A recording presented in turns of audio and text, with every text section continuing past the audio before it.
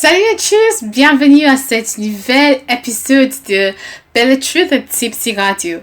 My name is Gloria. I hope you've had a great week so far, and I hope to add something more to that week by talking about how to immerse yourself in a new language. So last time we talked about how to learn a new language. Why should I learn a new language? And questions like that. I was just trying to answer some questions that I had myself. I hope that you learned something from that episode. And today I want to elaborate on one of the things that I said last week. Some people say that, I'm just going to travel to another country, the host country, to immerse myself in that language. That's how I'm going to be able to learn this language. Well, what if, and you ask yourself, what if I can't go to this country right now? I'm busy, I'm working, I don't have the funds at the moment. Does it mean that I can't immerse myself? Well, there is hope, because you can immerse yourself wherever you are in the language that you are learning. If you remember from last week, I said it's not a question of the where, but how. How can I make my environment language friendly for myself? Okay, so I'm just going to share on my own experiences, the things that have worked for me, the things that I've done, my own opinion on, what you could try out to do for yourself to help you learning a language. And one of the first thing that I did when I started learning Spanish, okay, let's just put this out there, okay? I didn't do this like on the first day of learning Spanish. I went straight ahead and did this.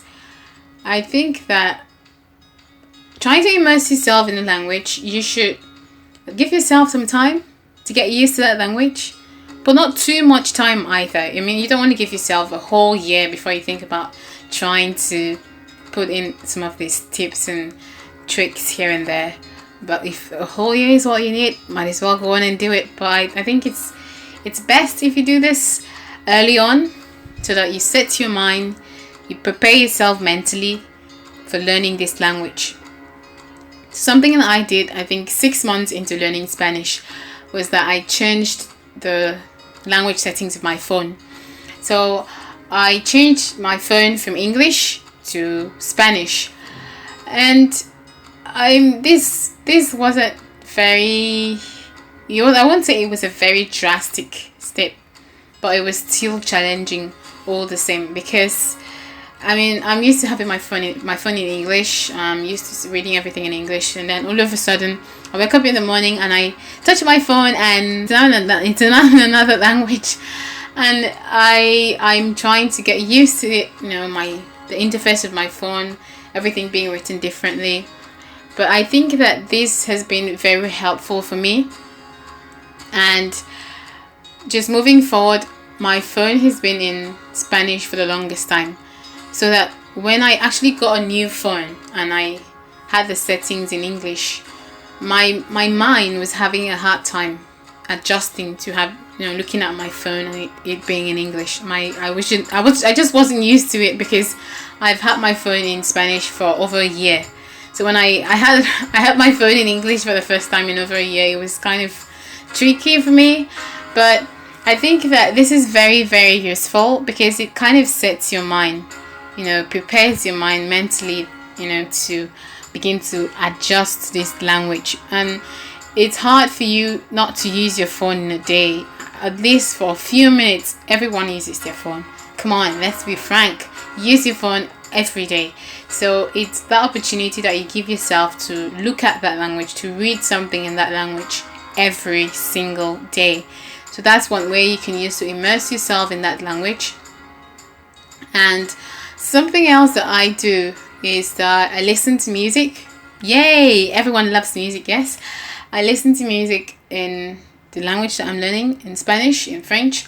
And it's a fun way to learn vocabulary, because like I mentioned earlier, I don't really, I have a hard time learning vocabularies out of context.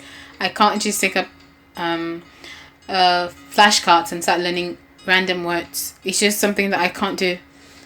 And to be honest, I don't really learn vocabularies. I don't know if that makes sense, because you're like, well, how do you learn how to speak a language if you don't take out time to learn vocabularies? I mean, when I say I don't learn vocabularies, I mean out of context. Like, I just take cards and begin to learn words, random words: table, chair, book.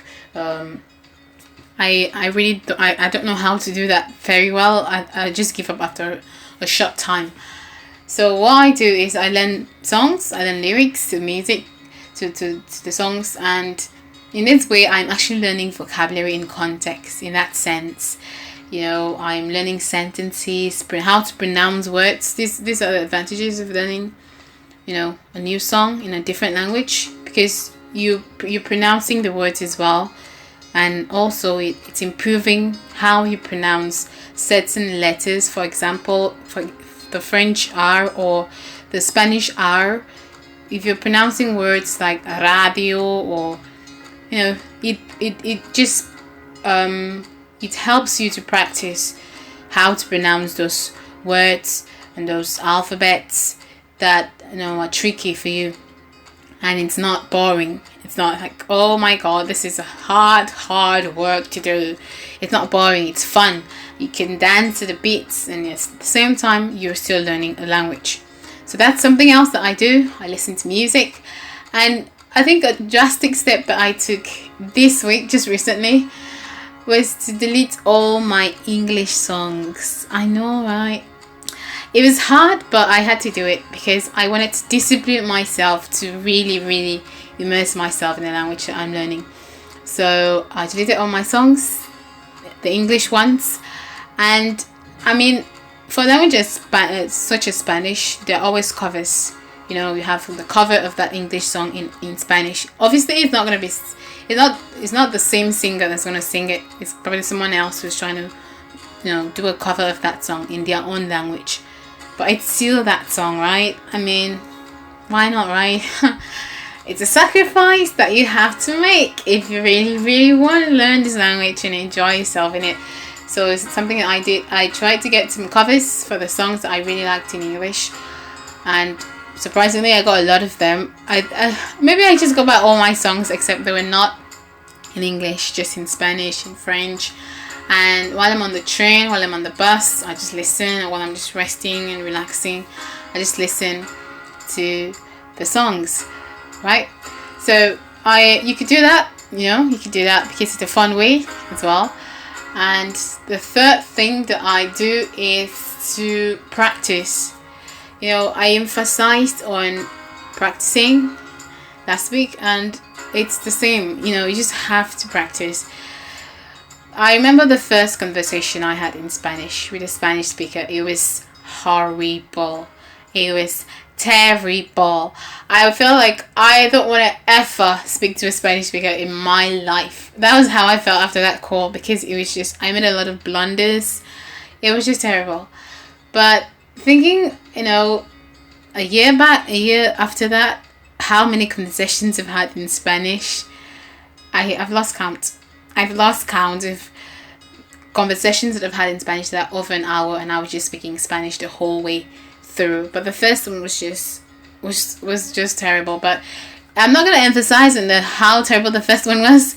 I'm gonna just talk about how you should not allow yourself to be intimidated, you know, or embarrassed, because I felt embarrassed, to be honest. I felt embarrassed after that. Like, look at me. I can speak English well, and I'm just messing up. I'm just messing up out there in another language. Why am I putting myself through that kind of embarrassment? But you know, you just have to prepare yourself for this, that you're not going to get it right all the time. I mean, you're not.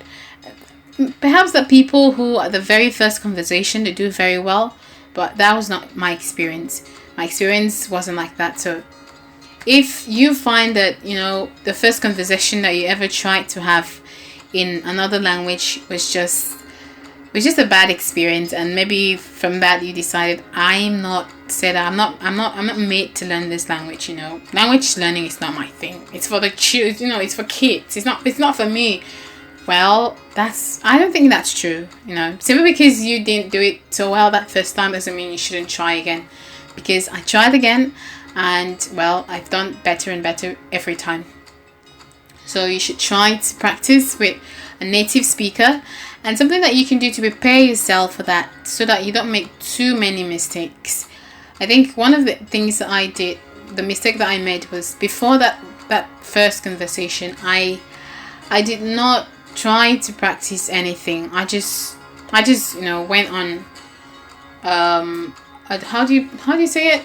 I just on the go. I just went like that. I didn't prepare for anything. So you need to prepare and practice before the real session, so you can anticipate the questions that you anticipate. When you're meeting someone for the first time, it's a usual thing. What's your name?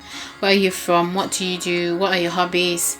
Things like this. You talk about the weather, what kind of food you like to eat. So you can try to draft out the questions and the answers, make a script for yourself, and practice, rehearse that script, and ta-da, you go on with the conversation. And even if you make a mistake, it doesn't mean that you should beat yourself up and look down on yourself. Oh, I'm not meant to learn this language. No, not really. Like I said, you just need to give yourself time. You need to give yourself time. I meet people sometimes that they just start learning a language 6 months in, and they meet someone else. Maybe they meet me, for example, and I've been learning that language for a year or for 2 years, and they're comparing themselves like, oh my, I am not as good as, I'm not as good. I don't know how to, I try to tell them, please don't do this. I have been learning this for 2 years and you're just 6 months. Give yourself time. Don't compare yourself with somebody, with somebody else, and say, oh, because they're making so much progress in so little time, maybe this is not my thing. Please don't do that. Give yourself time. Be patient with yourself, and as time goes on, you're just going to learn with time. But you don't have to abandon the language. That's why I'm doing this podcast. This episode in this podcast. You don't have to abandon the language. You cannot expect that you don't pick up your Spanish content, in any, you don't listen to Spanish songs. You don't do anything related to that language that you're learning, and then you just know that language. No. You have to try to incorporate it. If you like, okay, let me just move on to this next one. Use the switch technique. What do I call the switch technique? The switch technique is very simple. All the things that you like to do in English, you speak English or you speak French, whatever your native language is, take all of those things and look for a way that you can switch. You're doing the same things but just in a different language now. So for example, I like to sing. I switch it. Instead of singing songs in English, I sing French songs, I sing Spanish songs. I like to watch films on YouTube, short videos on YouTube, or short films on YouTube. What do? I just switch it. Instead of watching it in English, I watch it in French, in Spanish, in German, you name it.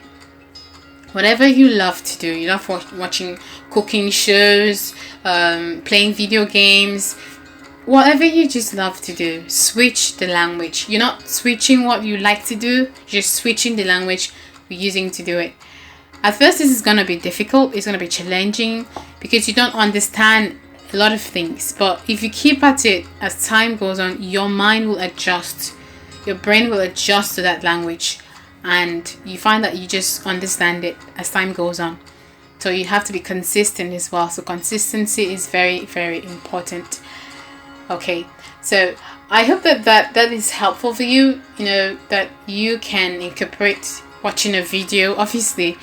And I'm sure that no matter how hard you work, no matter how much study you do, if you're still doing the same things that you usually do, but you're just doing it in a different language, then it shouldn't be so hard to incorporate it. It's not like you're now doing a new thing that you've never been doing. You're adding something new to your schedule, like I don't know what actually. You can think of something, but you're just doing the same things, but you're doing it differently now. Obviously, at the beginning, in the beginning when you're learning a language, you need to dedicate time to really focus on that language. So if you're using Duolingo to learn, then you need to dedicate time to just focus on completing your Duolingo tree. So one of the things, the traps that it's easy to fall into when you're using Duolingo is to play something in the background. For example, listen to music in the background, or usually it's music.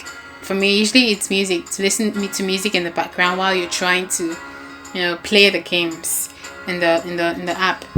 I don't think that is very useful, because, well, you can only focus on one thing at a time.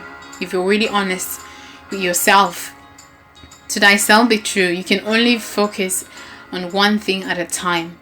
If you're doing two things at the same time, you're definitely not going to be focused on the other thing. So if you're listening to music in the background, then you won't really be involving yourself in that task, in that game that you're trying to play on Duolingo. You won't really be paying attention. You just be playing the game, and at the end you don't really remember what you're doing there. So I think if you're gonna use Duolingo, then might as well just focus on it. Focus on it for that 5 minutes, for that 15 minutes every day. And on the weekends, if you have time, you can try to schedule a call, with the native speaker, with a language partner, and just try your best to improve on that language. One of the things about language exchange is, I know I mentioned Hello Talk last time. One of the things that you should expect, I'm just going to tell you this ahead of time so you don't say, oh, well, you recommend that Hello Talk, but this, that, and that. You have to realize that, well, the person that you are talking to is not a teacher. It might be a teacher for real, but most of the times they're not teachers. They're just people like you. So they might not understand complex grammatical structures. So these are the things that you need to go and research for yourself. For me, when I look at Hello Talk as a platform, I look at it as a place where I just talk to people, I practice. It's not a place for learning complex things. It's just a place to maybe ask for translation of how do I say this differently, or something like this, just for practice. Not really like a school where you learn grammar, grammatical structure, sentence structure. I mean, there might be friends who know these things, but not all of them. So you need to prepare yourself for that, and also you need to prepare yourself for questions from other people as well. So you don't just expect that I'm just gonna get help from people, but I don't help anyone in return. So you need to prepare yourself for that as well, because it's a language exchange.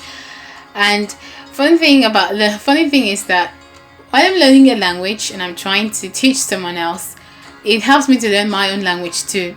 So things that I usually would take for granted in English, for example, I would now try and go and do my research on why it is the way it is, because I just speak it. Sometimes I don't even know why the sentences are structured that way. So because I know that, someone's going to ask me this question, or someone has already asked me that question, and I don't really know the answer at that time, I'm just going to tell them, you know what, can I get back to you on this? I want to be sure of the answer that I'm giving to you. Okay? So that's something that you should prepare for as well.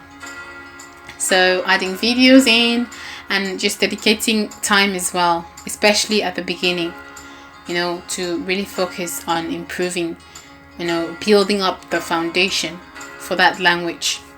Okay, so one question that I had from last week, which I did not answer, was should I learn more than one language at a time? Well, I think that this is based on your preference, because there are loads of opinions out there. Some people are like, well, you can only learn one. Some people are like, oh no, don't do it. But for me, I think that it depends. It all depends on what you ask. Okay, so I started learning Spanish, like I mentioned, in 2015, but in 2016 I started to learn French. That was 1 year after. Why didn't I start learning both of them at the same time? I tried. Yep, I did. And it didn't work out. Because it was just hard for me I kept confusing the words. I kept confusing the languages. That was one thing. And another thing is that, like I said earlier, you can only focus on one thing at a given time. You can't focus on two things at the same time You can't do it. You can't just do two things at the same time and your full attention is on both of them. So it's about focus here. And I had to drop French for the time being and concentrate on Spanish. And when my Spanish was at a reasonable level, I now moved on to French. So it all depends on you. You need to assess yourself and be true to yourself. Have you really made reasonable progress in that language? This is why one of the other reasons why you need objective and goals to just keep yourself on track. So if you've looked at your goals and your objectives and you've achieved them or most of them, then maybe it's time to move on to another language. I believe that language learning is a lifelong thing, because every day I still learn things in English. Even though I've spoken English all my life, I still learn things in English. So I cannot expect that I'm going to learn everything there is in Spanish before I start to learn French. That doesn't make sense. So when I've reached a reasonable point where I understand a lot of things, I can watch a whole video without any subtitle, I can understand the storyline. When you are at that point, I think you will know. Honestly, I think that you will know when you're at that point. And then you can now think of learning another language. Now, what language should I learn next? Should I learn a language that is similar?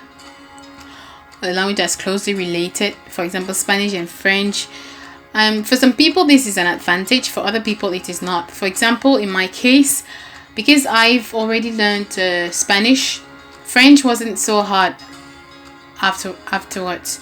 But when I took up Italian, I struggled with Italian for some reason, even though I had that advantage of familiarity with the vocabulary, the concept of the language. I still struggled with Italian. So in the end, I had to drop it for the time being and take up German, because I kept confusing the words, the different concepts. And German is quite different in terms of vocabulary. So it all is up to you. If the familiarity is an advantage for you, then by all means go on and do it. If it's like a bit of an obstacle for you, then perhaps you can take something that's different from that language. So for example, you're learning Spanish, and then the next one you can take up German, for example, or maybe Greek or Russian, depending on what you want to learn. So that's basically it for this episode. And I hope that this has been useful for you, that you've learned something from it. Yes, before I go, there is one question that has always come up, and that question is, I don't feel motivated to learn a language. I'm not making progress. Basically, I don't feel like I'm making progress. I've been using the same word over and over. How can I improve? How can I spice things up a bit? Okay, so for me, I've had this experience, over and over in Spanish and French. And one of the things that I did was I listened to podcasts. Now, I know I suggested listening to using Duolingo and Hello Talk, but that is not enough. You have to broaden your horizon of resources, or your range of resources, because you can't just use Duolingo and Hello Talk. You need to use other things. Listen to podcasts. For Spanish, I think my favorite is Hoy Hablamos and Español Automático. And yeah, that's it for me for Spanish. And for French is Français avec Pierre. And I also like to listen to there's this podcast called Coton, Français Coton, something like that. I like to listen to that as well. So you can look up, using a podcast app, some really popular podcast channels. And also there is this one that's called Coffee Break series. They have Spanish and French. I think they have German as well as Italian. So you can look up this podcast. because they talk about different ranges of topics related to, language, in that specific language, vocabularies, different things. In case, Duolingo doesn't work for you, Flashcard doesn't work for you, then maybe podcast is your thing. Maybe watching videos on YouTube is your thing. You could try any of these ones, and I hope that helps you to spice up the vocabulary that you're using, how to use the street or the informal form in Spanish and French. And so instead of saying "cómo estás" all the time, you can say something like "qué tal" or "qué has hecho hoy" or something like that. I don't know. So you could try these options as well. Thank you very much for listening. I hope that this has been very useful. I hope that this has been of some use to you. Some of them might be something you've heard before, or maybe not. I don't know. I hope that you learned something new from it. And I'm just so glad to share my own experience. If you have questions, you could always email us, and I would be happy to answer your question. That's it from me. Bye for now. See you. Hope you enjoyed today's episode. Until next time, this is Tipsy Radio. Don't forget to subscribe. And remember that you can contact us on social media, Gmail at It's bellatruth@gmail.com. and on Instagram at Bellatube, that is BELLATUBE.